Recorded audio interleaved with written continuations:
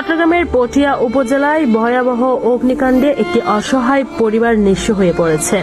বুধবার 25 মার্চ বিকেল 5টার দিকে উপজেলার হাইদগাঁও ইউনিয়নের 2 নং ওয়ার্ডের গর্জনিয়া পাড়ায় এই ঘটনা ঘটে। স্থানীয় বাসিন্দা মাহমুদ ফারুক জানান, আমরা দেখতে পাচ্ছি এখানে আগুন ধরছে, সবাই এসে আগুন নিয়ন্ত্রণে আনছি। এখন ওনারা কোথায় জানি বেড়াতে গেছে, যে ওনারা আমরা তো জানি না কোথায় গেছে, আমাদের বলে যায় না। কিন্তু ওরা এখানে কেউ নাই, ওদের লোক কেউ নাই। আমরা পাড়া প্রতিবেশীরা আসে আগুন নিয়ন্ত্রণ নিয়ে আসি। ওনার কিছু নাই, এখানে আসবাবপত্র সহ শুরু করে খাওয়া দাওয়া শুরু করে কিছু নাই এখন বর্তমানে। ওনাদের অসহায়, ওনারা একদম অসহায় ভাই।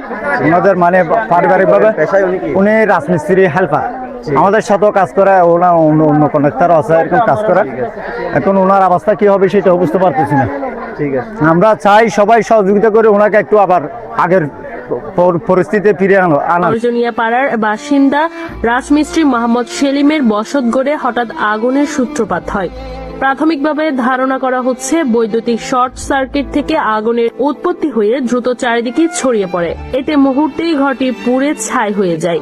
অগ্নিকাণ্ডে ঘরের ভেতরে থাকা আসবাবপত্র সহ প্রয়োজনীয় মালামাল সম্পূর্ণ পুড়ে যাওয়ায় পরিবারটি একেবারে নিঃস্ব হয়ে পড়ে।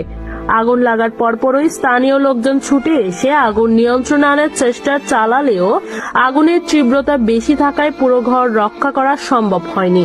খবর পেয়ে পটিয়া ফায়ার সার্ভিসের একটি ইউনিট ঘটনাস্থলে পৌঁছে আগুন নিয়ন্ত্রণে আনে। ফায়ার সার্ভিসের স্টেশন মাস্টার রাজেশ বড়ুয়া জানান, প্রাথমিকভাবে বৈদ্যুতিক শর্ট সার্কিট থেকেও আগুনের সূত্রপাত হয়েছে বলে ধারণা করা হচ্ছে।